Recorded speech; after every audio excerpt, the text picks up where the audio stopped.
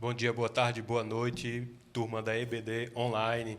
Sejam todos bem-vindos à nossa aula da lição 3, que tem como título Não Negligencie Tão Grande Salvação. E hoje, se vocês perceberem, estamos num ambiente diferenciado, né? Uma gravação que estamos todos reunidos aqui, contando com a presença do professor Ricardo. Seja muito bem-vindo, professor Ricardo. Eu que agradeço e fico feliz em a gente estar prosseguindo firmes e fortes e abrindo mais essa forma de difundir a palavra de Deus, né? É uma forma diferenciada que alcança muitas pessoas. Com certeza, a efetividade da ministração da palavra por si só já é garantida pelo Espírito, e a utilização desses recursos nos ajuda bastante a alcançar várias pessoas. Amém. E também a presença do nosso professor Arthur Lira. Obrigado, Seja bem-vindo, irmão. professor. Amém. Graça e paz, meus irmãos. Graça e paz aos irmãos que estão em casa. É uma satisfação, mais uma vez, estar aqui, agora contribuindo como apresentador também, né? Como comentarista. Naquela semana que eu estava aqui, vocês lembram que Samuel falou que eu ia ser sabatinado? Dessa vez eu vou estar aqui tendo a oportunidade de sabatinar o professor e missionário Ricardo. Isso mesmo. O professor Arthur agora faz parte da nossa equipe, então vocês vão ter a presença de Arthur com mais frequências e tudo mais. O professor Igor é o nosso professor aqui, parceiro. Seja bem-vindo, professor Igor. Bom dia, boa tarde, boa noite, gente. Obrigado, professor Samuel, Ricardo, Arthur. Eu tenho certeza que a aula de hoje, não só pelo ambiente mais, vamos dizer assim, confortável, mas também pela palavra que vai ser ministrada hoje, né? Pelo estudo que vai ser ministrado hoje, eu tenho certeza que vai ser de grande importância e de grande valia para todos nós. Amém. Ficamos felizes, amados, contar com a presença de vocês. Tenho recebido excelentes recomendações, né? Digamos assim, agradecimentos pela forma que estamos conduzindo. Dizer que nós que fazemos parte estamos felizes pelos comentários que temos recebido e pelo incentivo que vocês nos dão. Na verdade, somos gratos. E hoje temos aqui um agradecimento especial, o espaço cedido à imobiliária Lira e Aragão, né? E aguarde a próxima lição, que temos uma surpresa também. Fiquem aí, nos acompanhem. Eu quero, nesse momento, pedir ao nosso amado irmão Igor para fazer a leitura, a oração inicial. Amém? Amém. Senhor, meu Deus, muito obrigado pela tua graça, pelo teu amor. Obrigado por esse momento em que nós vamos meditar na tua palavra, meu Deus. Ilumina as nossas mentes para o entendimento e a compreensão do teu evangelho. E ilumina também a mente daquele professor, do professor Ricardo, que irá ministrar nesse dia, meu Pai. Muito obrigado mais uma vez pela tua misericórdia sobre as nossas vidas, pelo teu amor, pelo teu Santo Espírito que nos guia e nos capacita, Pai. Em nome de Jesus. Amém. Amém. Amados, hoje uma lição muito importante. É um texto curto, está lá em Hebreus, capítulo 2, versículo 1 e 2, a 4, na verdade, né? Não é isso? E o nosso professor Arthur irá fazer essa leitura para nós. Amém. O texto começa assim, irmãos. Por esta razão, importa que nos apeguemos com mais firmeza às verdades ouvidas, para que delas jamais nos desviemos. Se, pois, se tornou firme a palavra falada por meio de anjos, e toda transgressão ou desobediência recebeu o justo castigo, como escaparemos nós, se negligenciarmos tão grande salvação, a qual, tendo sido anunciada inicialmente pelo Senhor, foi-nos depois confirmada pelos que a ouviram, dando Deus testemunho juntamente com eles, por sinais, prodígios e vários milagres, e por distribuições do Espírito Santo, segundo a sua vontade. Amém. Esse é o texto, mas antes de adentrarmos realmente na nossa lição, o professor Ricardo ele vai fazer uma consideração apenas de uma das perguntas que foram feitas, né? Na verdade, a gente selecionou essa pergunta por se tratar de uma pergunta bem característica. A gente comentou aqui, né, Ricardo, que era a questão do anjo, porque... Não é isso? Foi... Tem também a pergunta do anjo, mas tem uma pergunta ainda Sim. sobre o autor. A pergunta eu até estava abrindo aqui justamente para poder ler a pergunta do jeito que ela foi feita. Está escrito assim: bom dia. Nos escritos originais não existem evidências do autor. Pode ser que através das traduções alguma dica tenha sido perdida. Essa questão da autoria, né? Sempre pode... famosa pergunta da autoria. Amados, essa questão quanto a evidências, há e muitas, porém não com relação ao nome do autor. Por exemplo, o que eu quero dizer com isto?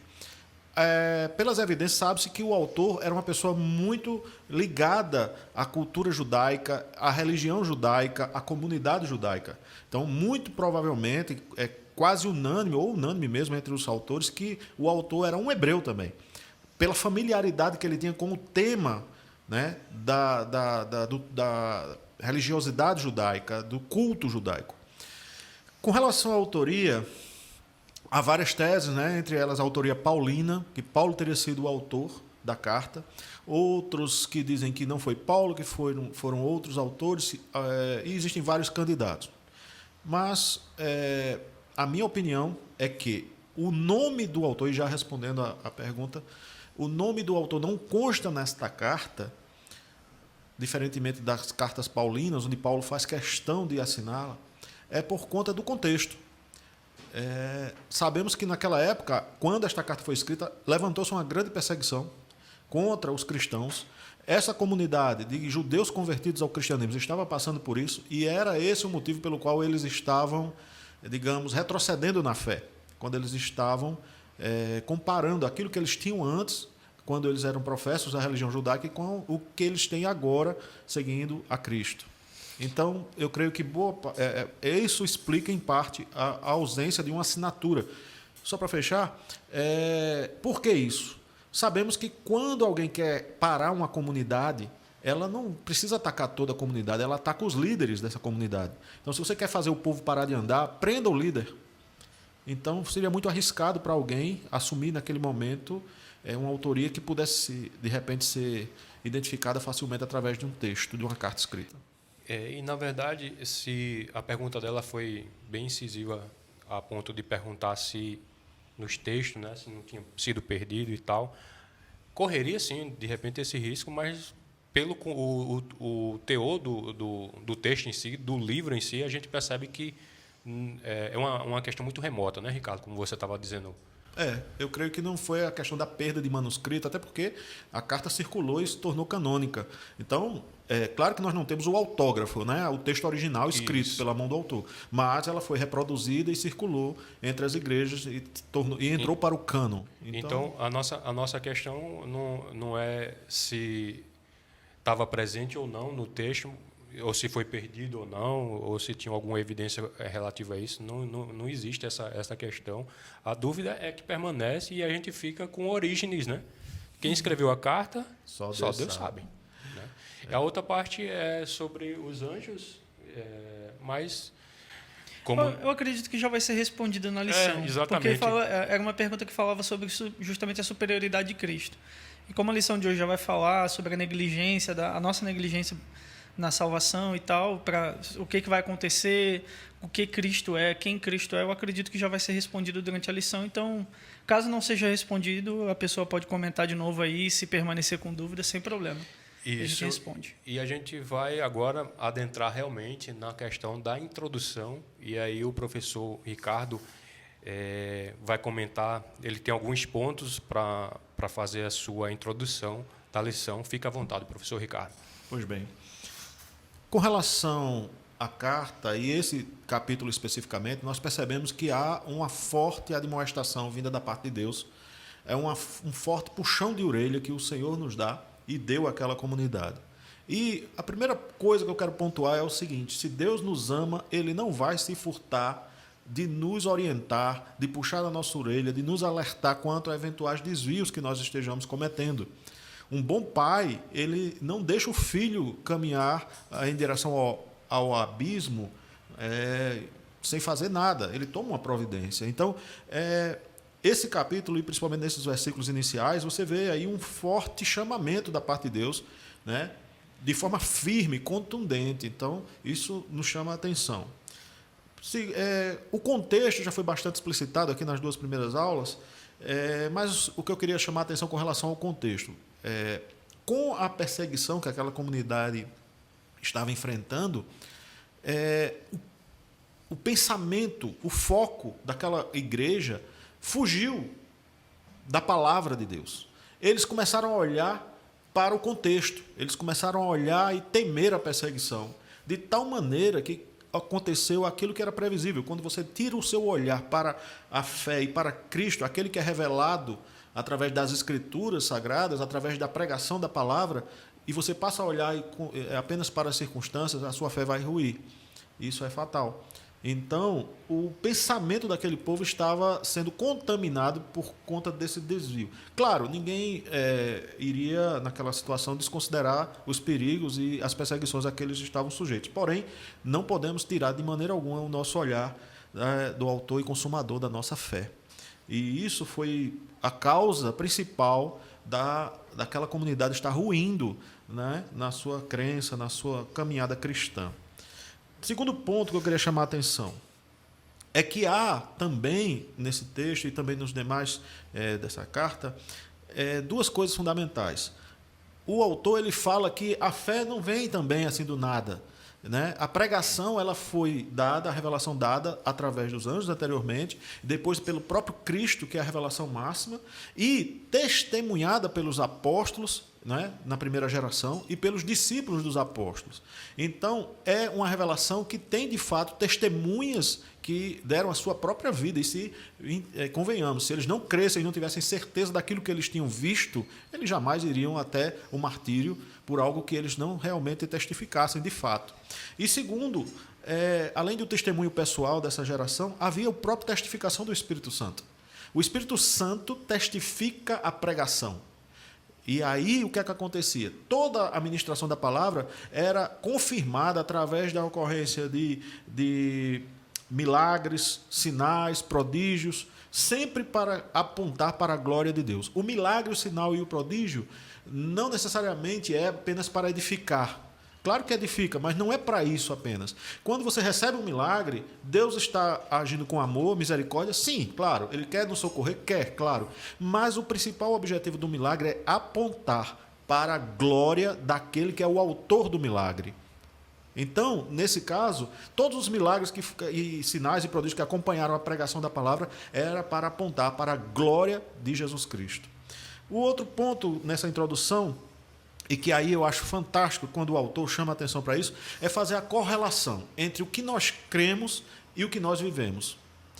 Aquela comunidade tinha uma fé já consolidada através da pregação da palavra. Quando eles tiraram o foco, o olhar da pregação da palavra, a sua fé ruiu. Então, eles estavam fraquejando na fé. Veja o que acontece. A forma como eles criam influenciou na forma como eles viveram. A partir do momento que vocês tiram o foco da pregação da palavra, do Senhor da palavra, a gente começa também a ter o nosso comportamento, o nosso viver comprometido.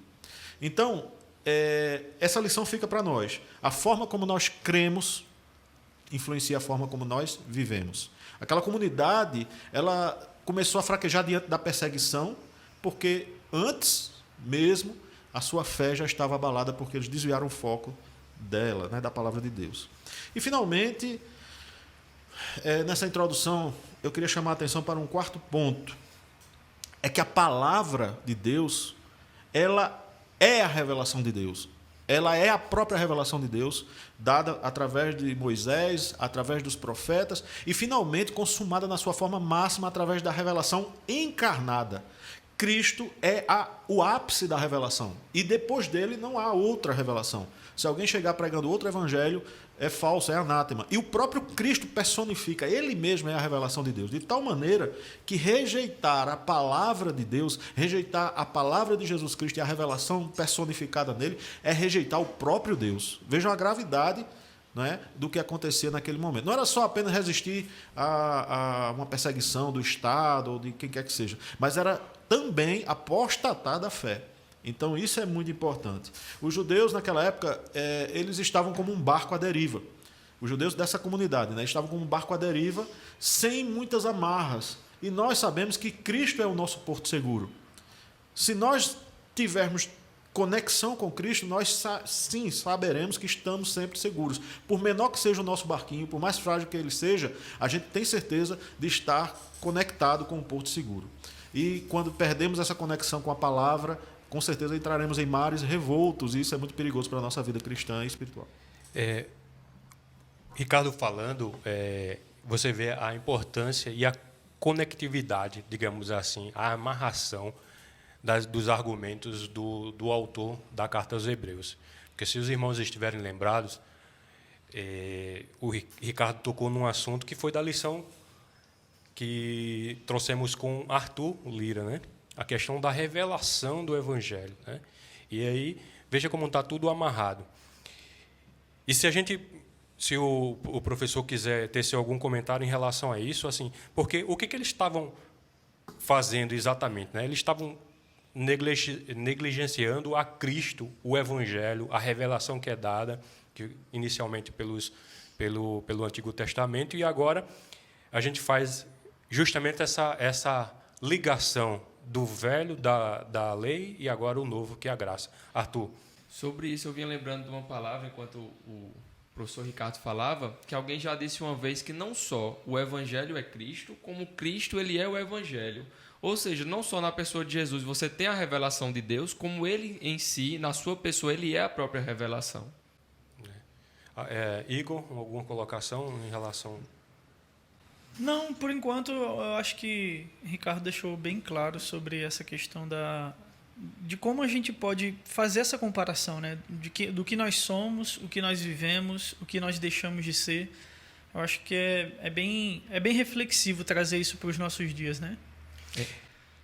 Perdão. É interessante também o que Samuel fala, o professor Samuel, porque o autor ele vem tecendo toda uma argumentação teológica, e agora no início do capítulo 2, como o diácono Ricardo falou, agora ele vai começar uma advertência. Isto é, primeiro ele vai lhe mostrar, primeiro ele vai lhe provar. Este é Cristo, em comparação a essas figuras que você conhece. Vocês conhecem como os profetas, como os anjos, e agora ele vai dizer, uma vez que vocês estão entendendo que este é Cristo, agora vocês não devem negligenciar essa salvação que vocês encontram nele, que é exatamente a aula que o professor Ricardo vai trazer. Isso. E aí a gente entra nessa parte... Essa introdutória, né, a gente pode já avançar para o segundo tópico da lição, que fala sobre a lei ou a graça, né? Tem uma pergunta que faz essa ligação e vou dizer, traz um pouco justamente sobre o nosso que está colocado aqui na nossa logomarca da camisa, né?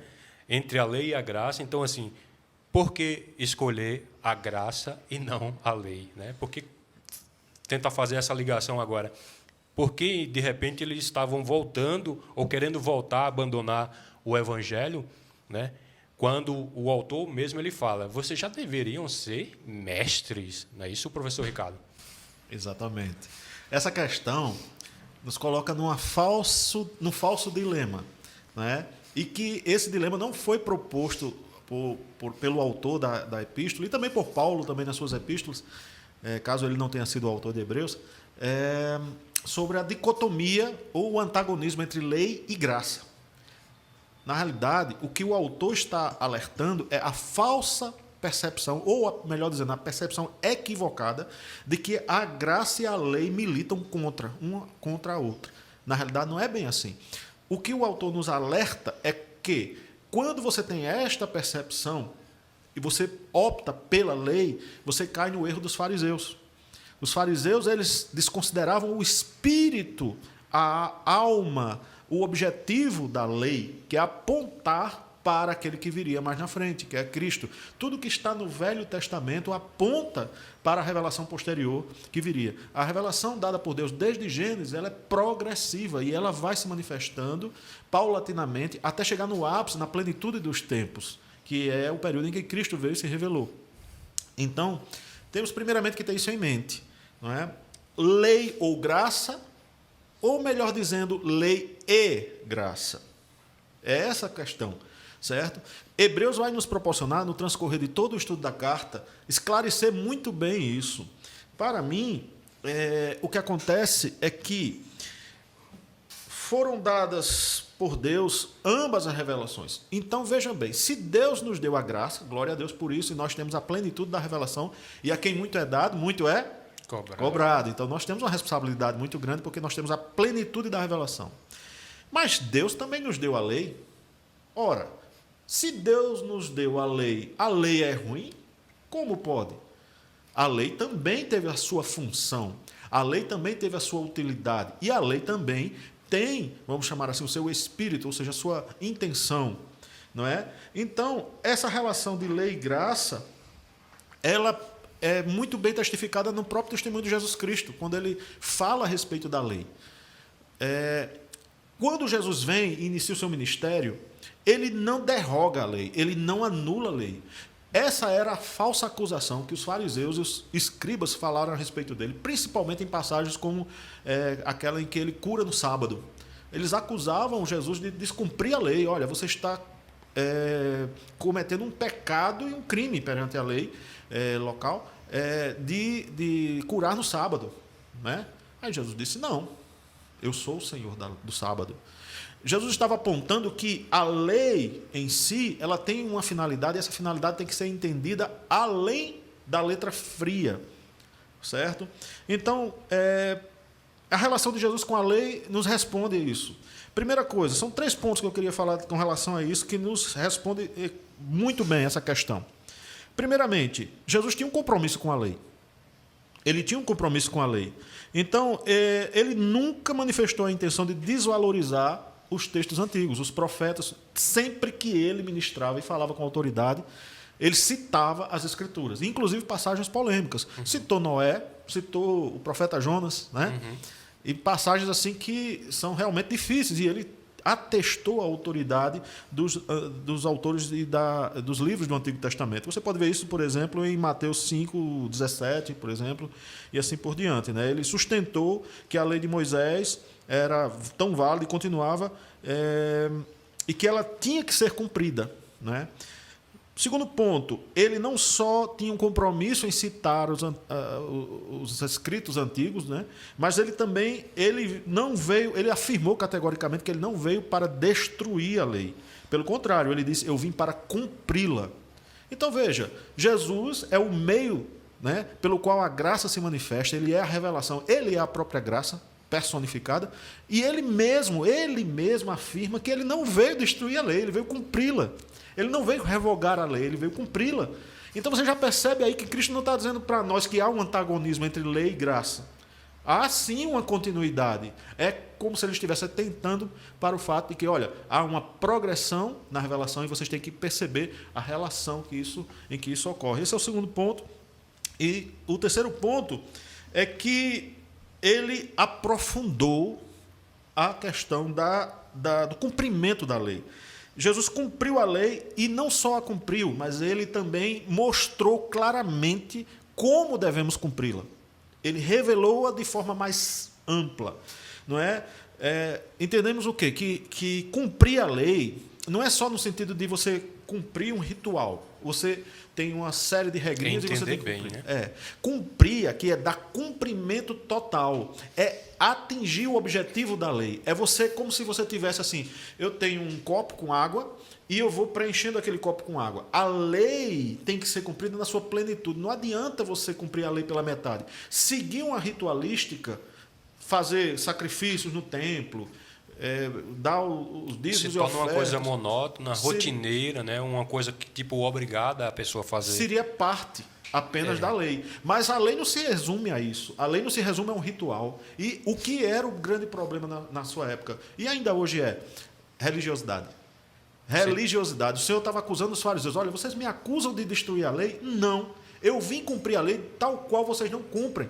Vocês dizem que cumprem a lei, mas vocês dão o dízimo, vocês fazem tudo, mas no seu interior vocês são como túmulos caiados, vocês são podres por dentro, porque vocês não têm um coração contrito, vocês não glorificam a Deus, vocês não amam o próximo como deveria ser.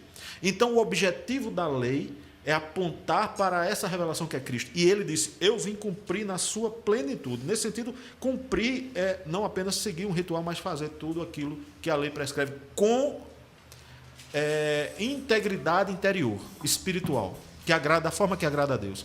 Então, essa relação, na minha opinião, responde essa questão quando nós entendemos, não há lei ou graça, mas sim lei e graça. Lembrando que a lei, ela não salva, porque a lei tem uma finalidade precípua. Qual é a finalidade da lei? Apontar para Cristo. Mas a lei, por si só, ela não é má. O próprio Paulo diz isso, né?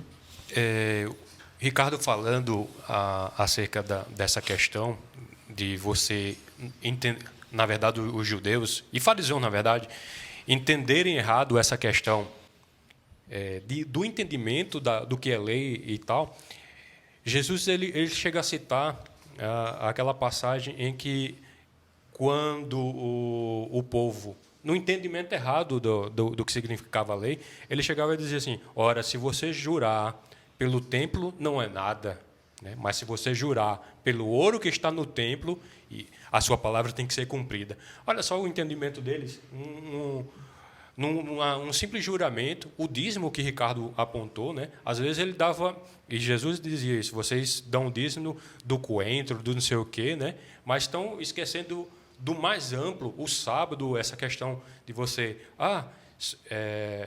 vocês interpretam mal e é tanto, vocês não, se um animal de vocês caírem no buraco, vocês não vão lá tirar? Então, muito mais uma alma humana, né, que merece ser resgatada, ser salva. Então, assim, o entendimento disso, e aí o autor, ele tenta trazer justamente essa ligação.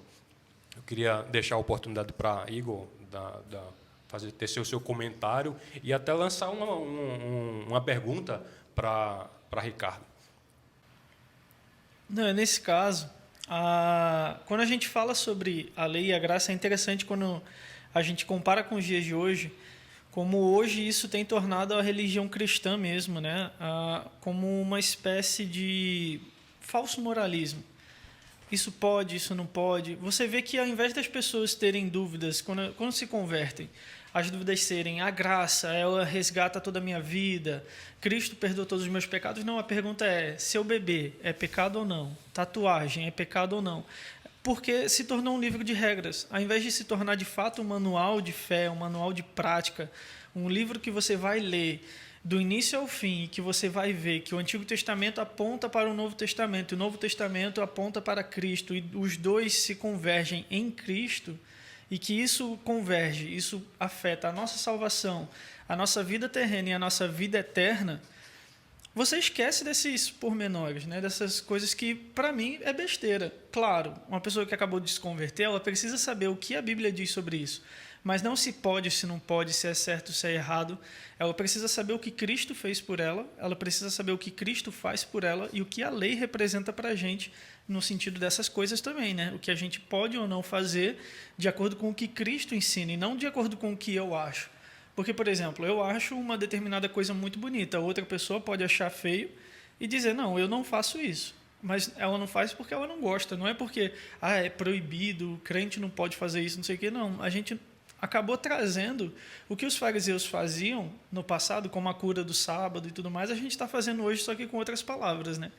Então é interessante a gente ver ter essa perspectiva. E a pergunta é, não, dessa vez, toda aula eu faço a pergunta do autor, né? Essa vez eu já fiz, né, no início, mas hoje eu não vou fazer a pergunta do autor, não. A pergunta é, quais são as consequências que a gente pode ter na nossa vida se a gente der mais importância a esse pode, não pode, e acabar esquecendo do que Cristo pode e faz por nós? Voltando para o Velho Testamento, e isso explica em parte essa questão, o próprio Deus fala lá no Velho Testamento, no auge, vamos dizer assim, da regência da lei, ele disse, olha, sacrifícios não quero. Eu quero um coração contrito. Eu quero um coração contrito. Deus sonda os corações. Então, Deus sabe exatamente o que se passa no coração do homem. Não adianta tentar remendar, não adianta tentar enganar Deus. Você pode enganar o pastor, o irmão, a família, a esposa, quem for, mas a Deus você não engana. Então, primeira coisa, perigo. Se você se apega a essa questão do formalismo religioso e se você se engana, é um auto-engano, achando que porque você cumpre determinados rituais ou tem uma vida religiosa, você está, entre aspas, salvo, e isso traz um certo conforto psicológico. Abra o olho, porque talvez não seja bem assim. Haverá talvez uma triste surpresa diante de Deus no dia que você se apresentar diante dele. E como a própria palavra revela, né? Muitos chegarão até ele e dirão: em teu nome eu expulsei demônios, mas Deus vai dizer: olha, aparta-te de mim, eu não vos conheço. Conhecido por Deus, quem se torna conhecido por Deus? É aquele que ama a Deus do seu íntimo, do seu coração. A verdadeira religião não está na lei, a lei não salva, a lei aponta, nos ajuda a identificar o que leva à perdição. E, nesse sentido, a verdadeira lei está no fato de nós entendermos que a graça é quem nos salva e quem nos redime. A graça vai lançar luz sobre nós, fazendo-nos entender o que desagrada a Deus. A graça revelada em Cristo nos mostra quem nós somos. E, às vezes, olhar no espelho é muito ruim. A gente não quer ver o que nós somos. Sim. Entendeu? Então, eu, na minha opinião, fechando essa, e eu acho que respondendo em parte essa pergunta, porque é uma pergunta bem ampla, né? É muito complexa. Mas o cerne dela, na minha opinião, está nisso. Poderia ser uma gravação só para ela. Exatamente. A graça, ela revela tanta coisa que a lei não revela. A graça aponta para a obra de Cristo. A lei traz como símbolo, a lei traz como sinal, aponta para Cristo, mas não revela plenamente.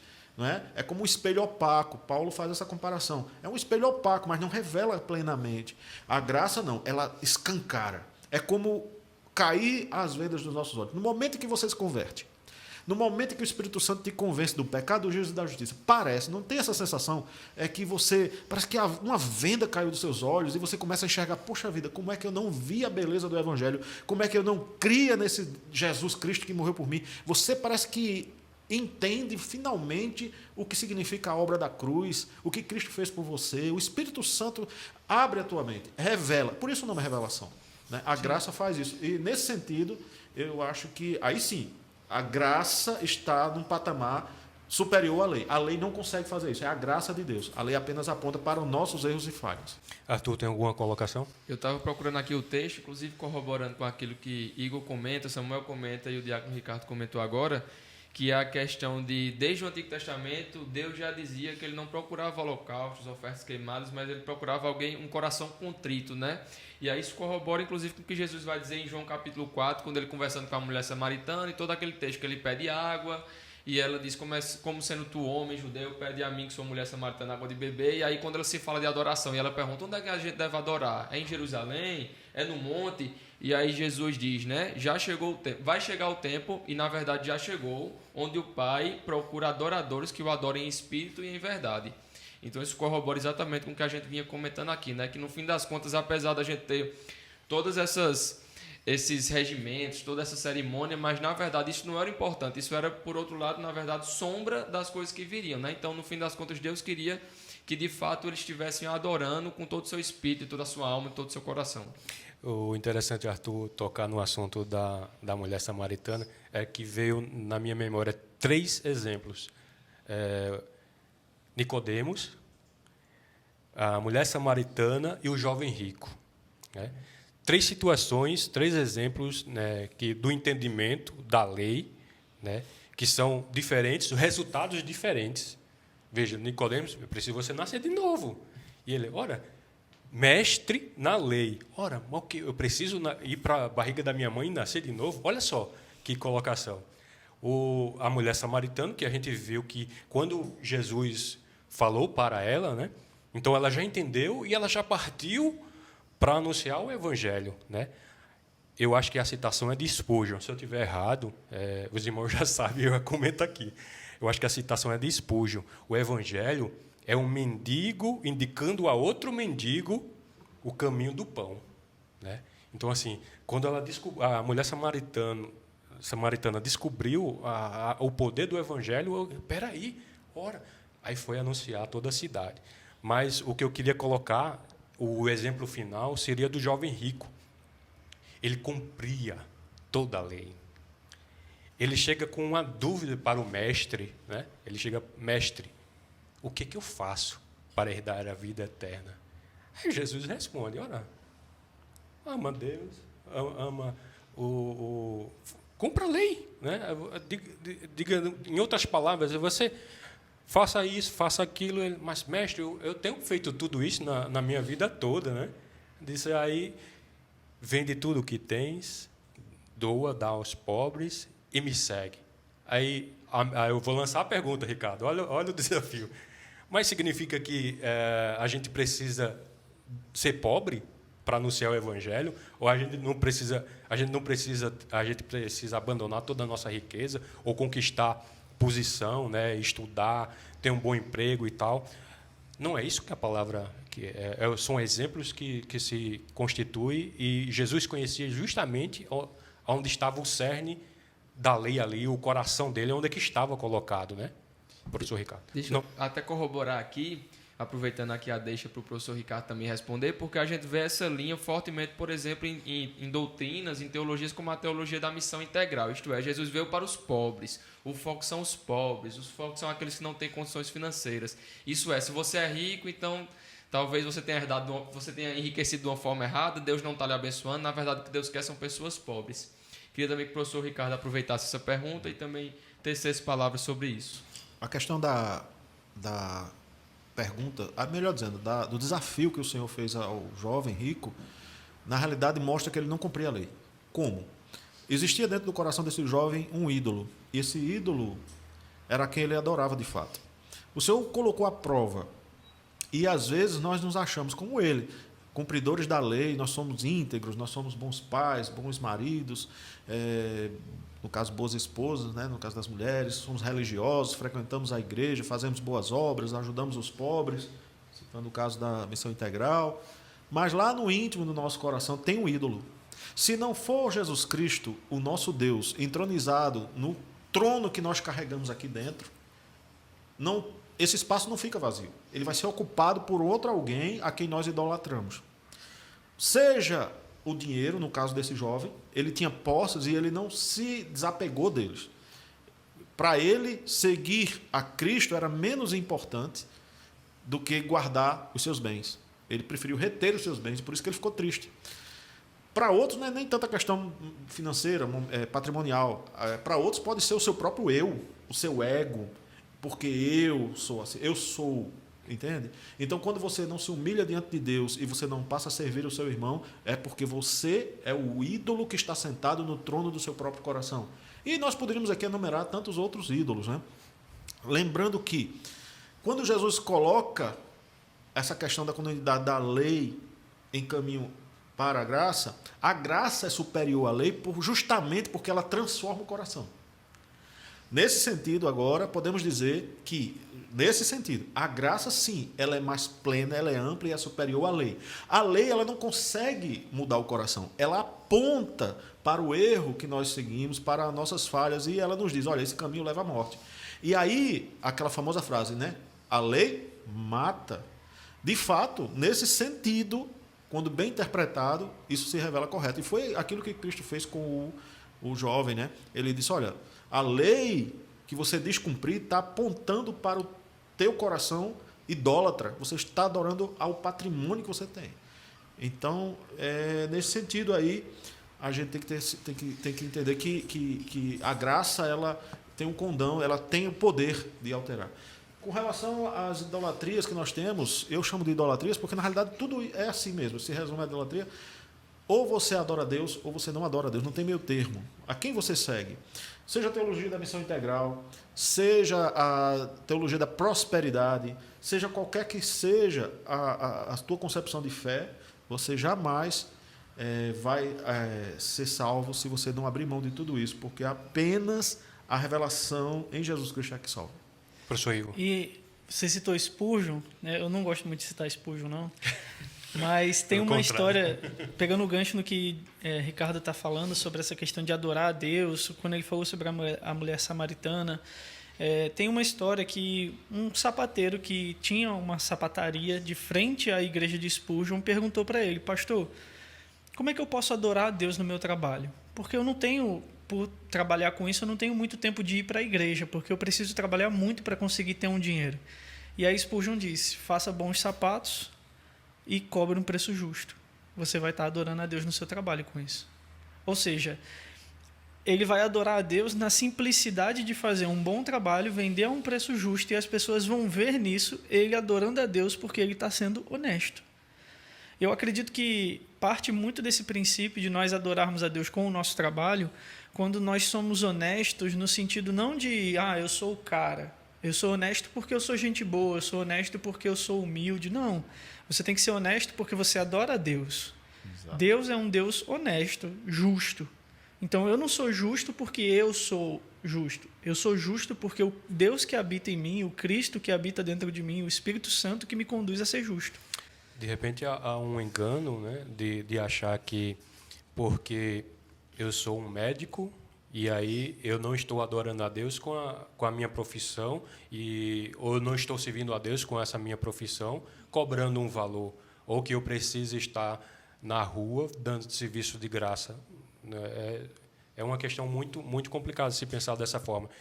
A gente adora a Deus da forma que o coração realmente revela esse sentimento de adorador, trazendo, através do meu trabalho, uma mensagem de conforto, de salvação para as pessoas, através da minha própria vida. Se o Evangelho ele reproduz exatamente essa questão do atributo, de toda a questão que Jesus Cristo falou, o Evangelho está dentro de mim, para eu anunciar o Evangelho de forma correta, através da minha vida, através da minha profissão, estamos adorando a Deus, né, também. E aí eu quero trazer para o professor Ricardo, já estamos aí bem adiantados na nossa aula, e o perigo dos judeus, no sentido de que, como eles estavam entendendo a lei errado e entendendo também a questão do Evangelho, ou na questão que o autor, a carta aos Hebreus, ele chama essa atenção, esses argumentos e essa cobrança, né? Eles estavam justamente incorrendo no risco, né, de querer voltar para uma vida social, aquilo que Arthur já apontou na aula anterior. Eles estavam querendo de volta essa segurança de uma vida social mais calma, mais tranquila, até porque eles estavam sendo perseguidos, né? Exatamente. A severidade dessa advertência nessa perícope, nesse trecho da Bíblia, é justamente isso que o autor nos alerta, né? Rejeitar a Cristo e voltar para a prática religiosa anterior, por uma questão de comodismo, por uma questão de conforto psicológico, ou o que seja, é muito sério, porque você não está simplesmente voltando para uma... Você não está rejeitando uma concepção humana, uma ideologia, uma filosofia. Você está rejeitando a própria palavra de Deus. E rejeitar a própria palavra de Deus revelada na graça é rejeitar o próprio Cristo. Rejeitar o próprio Cristo é apostatar. É apostatar. E ser apóstata é estar alijado, é estar fora do grupo, do rol daqueles que serão salvos. Vejam a gravidade disso. Quando você, no caso, retroage, eu voltei, eu não estou aqui fazendo nenhuma crítica à religião A, B ou C, mas quando você você participava de uma crença anterior, você tinha um conjunto de crenças anterior, de uma religiosidade que não é evangélica, que não é baseada no evangelho cristocêntrico, e você hoje, após a pregação da palavra, após você ter sido ministrado, você mesmo ter vislumbrado com seus olhos a verdade que há em Jesus Cristo na sua obra na cruz, de repente você querer retroceder para aquele sistema de crenças anteriores, isso é apostatar. Você não está simplesmente, eu vou voltar à minha religião antiga porque lá a verdade existe. Não, não é assim. Você agora está plenamente consciente da verdade. A graça... Essa é uma chave hermenêutica, inclusive, que é a famosa chave hermenêutica, que o Novo Testamento, a graça do Novo Testamento, lança luz sobre aquilo que já foi anunciado limitadamente na lei. A lei é a base, é o fundamento, apontando para a graça, que é personificada em Cristo. Então, é muito perigoso a gente voltar. Com relação a esse fato, eu chamo a atenção mais uma vez àquilo que eu disse na introdução. A palavra de Deus ela é atestada pelo Espírito Santo. A palavra de Deus, ela é atestada pelo Espírito Santo e, seja através de dons, sinais, prodígios e maravilhas, também pelo testemunho de irmãos e irmãs que são que muitos até pagaram com a própria vida em defesa desse evangelho. Então, por que nós, por uma questão de circunstâncias, de perseguições, nós abandonaremos essa verdade sabendo que vale a pena segui-la? Que lá na frente seremos coroados, receberemos o galardão, e não apenas isso, estaremos face a face diante do Deus que nos salvou de toda a morte, nos salvou do pecado, nos salvou de tudo isso. Então, esse alerta é importante que nós tenhamos isso em mente, né? A severidade desse fato é rejeitar o evangelho, voltar a retroceder, simplesmente rejeitar o autor e consumador da nossa fé e o autor da nossa salvação. Amados, na verdade, amados, né, que estão nos assistindo, a gente tem a oportunidade de entender que a salvação em Cristo, ela não é ou jamais pode ser uma coisa acessória à nossa vida. Se aceitamos a Cristo, se aceitamos o Evangelho de Cristo e entendemos que essa salvação vai nos conduzir à vida eterna, a gente tem que fazer alguma coisa, né? Temos que mudar a nossa mentalidade, a metanoia, né? A mudança de sentido mesmo, e buscar fazer com a nossa salvação aquilo que a palavra diz, né? Buscar realmente a nossa salvação a chegar aos céus. Eu queria fazer algumas colocações finais no sentido da própria lição, da nossa lição bíblica. A gente está passando justamente por algumas mudanças no canal, não sei se os irmãos percebem da mudança visual do canal. Foi lançado uma enquete lá no canal, está na aba, para quem usa o celular é mais complicado, mas para quem usa o computador, está na aba Comunidade. E eu gostaria de fazer essa solicitação a vocês. Vá lá na enquete e responda. É uma pergunta simples. Se você tem gostado ou não do novo formato, isso nos ajuda a ter métrica, né, e saber como é que está o nosso novo formato. Então, gostaria que vocês fossem lá. E eu queria também chamar a atenção dos amados irmãos para que vocês cliquem aí no QR Code, escaneie o código, baixe a sua revista, acesse a nossa playlist. Na revista agora, ela tem um terceiro QR Code, que é justamente o link para levar a nossa playlist. E como já foi avisado, né, Igor, várias vezes, eu vou até deixar para ele fazer isso. O que é para fazer, Igor? Diz aí. Deixe o seu like. Deixe o seu like, deixe o seu comentário, se inscreva. Como a gente disse na outra aula, né, Arthur? O YouTube tem toda a sua estrutura aí, o algoritmo, para que esse nosso vídeo seja de relevância, e a gente pede a vocês que deixem essa contribuição para nós. Eu gostaria que Igor fizesse as considerações finais. Temos aí 2 minutinhos, Arthur também, e em seguida o nosso amado Ricardo também tem a sua palavra final e a oração final. Bom, eu acho que foi muito bem exposto na lição de hoje os perigos de nós tentarmos seguir a lei sem vermos a Cristo. Porque um erro que algumas pessoas cometem é, por exemplo, vamos guardar o sábado. Mas esse é só um dos pontos. E os outros? Será que você guarda todos os outros? Se nós formos tentar medir a nossa santidade pelo cumprimento da lei, a gente precisa cumprir a lei toda, né? Se a gente não vai cumprir a lei toda, se eu sei, e eu tenho total convicção de que eu não consigo cumprir a lei toda, e se eu sei que eu não vou conseguir, mas por que não confiar em alguém que eu sei que cumpriu toda a lei? Por que não confiar em alguém que eu sei que morreu, ressuscitou, e hoje ele é a própria lei, né? Ele é o criador da lei, ele é o criador de todas as coisas, e ele está dentro de mim, né? Nós somos templo e morada do Espírito Santo, nós somos a igreja de Cristo, nós, como comunidade, somos a igreja de Cristo.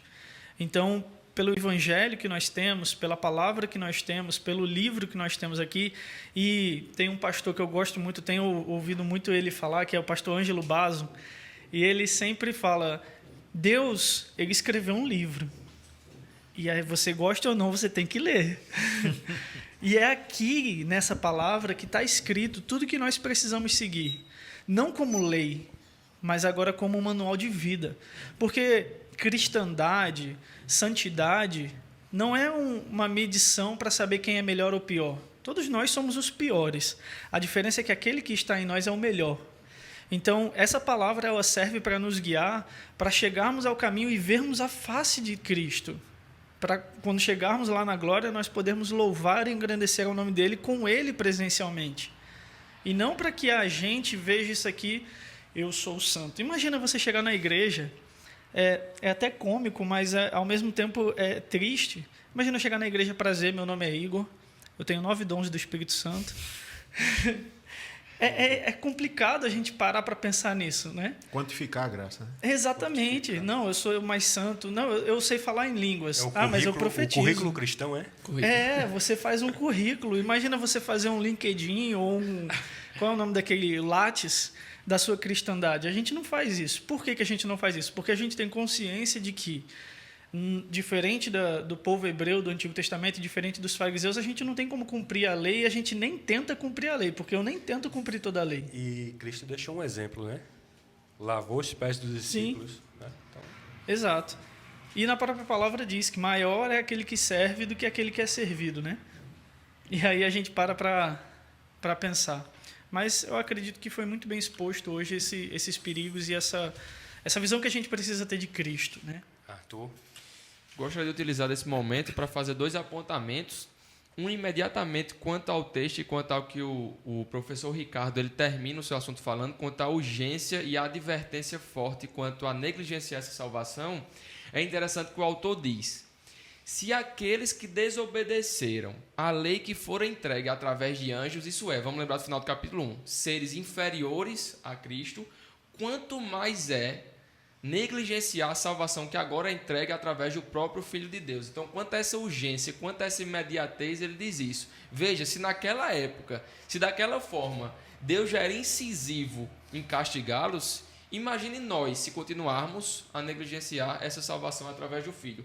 E o segundo ponto que eu queria trazer, não imediatamente quanto à lição, mas ao que eu sempre procuro, desde que a partir da nossa igreja... A partir do nosso convívio surgiu uma ideia muito forte de unitarismo, isso é, Cristo e o Espírito Santo não são Deus.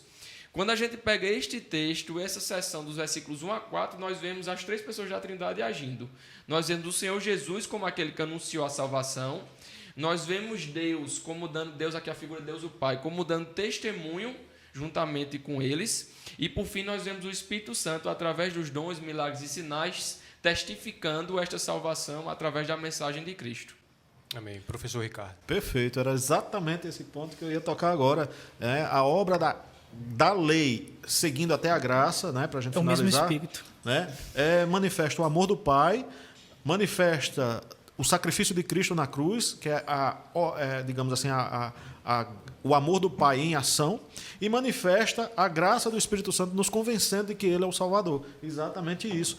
E aquilo que o Igor falou também, eu gosto muito de um pastor alemão, Karl Dietrich Bonhoeffer, né? Quando ele diz que nós temos que ter muito cuidado para não transformar a graça de Deus numa graça barata.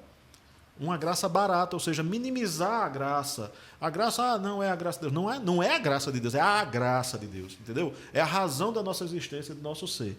E, por fim, negligenciar essa graça, né, é a mesma coisa que negligenciar o autor e consumador da nossa fé, e esse é o alerta, negligenciar Jesus Cristo. Então, o que acontece com aquele que negligencia a palavra de Deus, está negligenciando a Cristo? O que é que vai acontecer? Frouxidão doutrinária.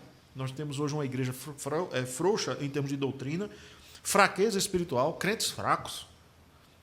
Nós temos vidas cristãs totalmente mornas, para não dizer frias, e, finalmente, um púlpito, né, sem graça, um púlpito sem unção. Essa é a realidade, infelizmente, das igrejas hoje, das comunidades cristãs hoje em dia. Justamente porque não atentaram para esse alerta fortíssimo que o Senhor nos dá através do autor da Carta de Hebreus. Não negligencie da graça. Um evangelho totalmente desviado do objetivo final, né? Do foco. Do foco. Que é Porque a gente tem basicamente, se a gente pudesse dividir, para a gente fechar e o irmão fazer a oração final, é que a gente pode entender uma igreja que é totalmente mundana, seguindo as coisas legalistas da lei, enfim, e de tudo isso, e aquelas que realmente seguem a graça e a graça salvadora de Cristo, né? E aí a gente vê claramente uma igreja cheia, muito cheia, com muitos seguidores, né? Vem para mim uma imagem claríssima, uma porta larga, com muitas pessoas entrando, e uma igreja que segue a Cristo realmente, uma porta estreita, e apenas algumas pessoas entrando, procurando realmente. E ali está sendo pregada a palavra de verdade. Por isso que a gente vê muitas igrejas expansionistas, né, e outras igrejas que têm um número reduzido, mas são realmente cristãos verdadeiros, né? Irmão Ricardo, com a oportunidade para finalizar a nossa aula. Agradecer a oportunidade. Fico feliz, né, como eu disse no começo, por este canal, por este método, né, de trazer a palavra de Deus de uma forma diferenciada, de uma forma diferente, né? Os podcasts estão se popularizando, é esse formato que vocês estão vendo aqui agora, e eu tenho certeza que fomos muito bem abençoados. Eu também fui muito abençoado e agradeço a Deus por essa oportunidade de estar com os irmãos e com vocês aí em casa também. Amém. Peço a Deus que essa graça do Senhor esteja sempre em nossas mentes e que este alerta nunca saia dos nossos corações e nunca saia das nossas vistas, porque é muito perigoso negligenciar a palavra e aquilo que ela significa. Amém. Pode orar. Senhor Deus e Pai, obrigado, Senhor, por este momento, pela ação do Teu Espírito, do Teu mover sobre nós. Tu és o Deus da graça, Senhor. Tu também nos destes a lei que aponta para quem nós somos pecadores, nós jamais seremos perfeitos, Senhor, justamente porque fomos maculados pelo pecado, mas aquele que desceu dos céus, se fez homem como nós, nunca pecou, e foi o sacrifício perfeito, a ovelha sacrificada naquele patíbulo, Senhor, para que nós tivéssemos vida. Ele morreu para que tivéssemos vida, ele veio como homem para que também, Senhor, fôssemos chamados filhos de Deus. Eu te agradeço por isso, Senhor, que isso nunca saia das nossas mentes, dos nossos corações, e que apesar das circunstâncias, das lutas e das dificuldades, qualquer que seja a perseguição que se levante contra nós, permaneçamos firmes na fé, sabendo quem é o autor e consumador, quem é aquele que nos salva de fato. Em o nome de Jesus. Amém. Amém. Nossa próxima lição, teremos um ilustre convidado, professor Igor. Uma novidade aqui no podcast. Ele vai estar sentado ali. Por e vai livre e ser espontânea pressão. Qual é a lição, Igor? A lição número 4, quando a gente vai falar que Jesus foi coroado na morte. Amém. E o nosso apresentador vai ser Arthur Lira. Amém. Então, a graça e a paz do nosso Senhor e Salvador Jesus Cristo com todos. Uma semana muito abençoada. Nos vemos na próxima lição.